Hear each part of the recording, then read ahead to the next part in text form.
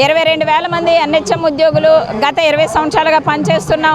మాకు ఉద్యోగ భద్రత లేదు. వెంటనే ఎన్హెచ్ఎం ఉద్యోగుల యొక్క సర్వీస్ని వయసుని పరిగణలోకి తీసుకుని రెగ్యులర్ చేయాలని ప్రభుత్వాన్ని డిమాండ్ చేస్తూ ఉన్నాం. అదేవిధంగా కేంద్ర ప్రభుత్వ పథకాల్లో పనిచేస్తున్న ఉద్యోగులకు అందరికీ ఎవ్రీ ఇయర్ 5% వార్షిక ఇంక్రిమెంట్ ఇవ్వాల్సి ఉంది.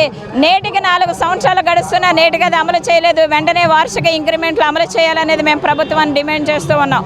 అదేవిధంగా ఉద్యోగులు రిటైర్మెంట్ అయిపోతున్నారు. వారికి ఎలాంటి రిటైర్మెంట్ బెనిఫిట్స్ లేవు. కాబట్టి మా యొక్క ఎన్హెచ్ఎం ఉద్యోగుల రిటైర్మెంట్ వయసును 62 సంవత్సరాలకి పెంచాలి. రిటైర్మెంట్ బెనిఫిట్స్ ఇవ్వాలని ప్రభుత్వానికి మేము విజ్ఞప్తి చేస్తూ ఉన్నాం. అదేవిధంగా 20 సంవత్సరాల నుంచి ఒకే చోట పనిచేస్తున్న పరిస్థితులు ఉన్నాయి. ఈ నేపథ్యంలో కుటుంబాలు అనేక రకంగా ఆరోగ్యపరంగా ఆర్థిక పరంగా ఇబ్బందులు పడుతున్నారు. వన్ టైం ట్రాన్స్ఫర్స్, క్లియర్ వేకెన్సీలు, అలాగే పరస్పర బదిలీలకు అవకాశం కల్పించాలి. నేషనల్ హెల్త్ మిషన్లో ఒకే కేడర్లో పనిచేస్తున్న ఉద్యోగుల మధ్య వేతన వ్యత్యాసాలు సవరించి వెంటనే ఒకే కేడర్కి ఒకే వేతనం అనేది అమలు చేయాలి.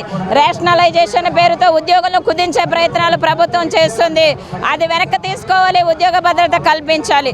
ఎవరైతే సర్వీసు పూర్తి చేసుకుని ఉన్నాయో, అర్హత కలిగి ఉన్నారో వాళ్ళందరినీ మరి రాష్ట్ర ప్రభుత్వ ఖాళీల్లో వాళ్ళని నియమించి రెగ్యులర్ చేయాలని ప్రభుత్వానికి మేము విజ్ఞప్తి చేస్తున్నాం.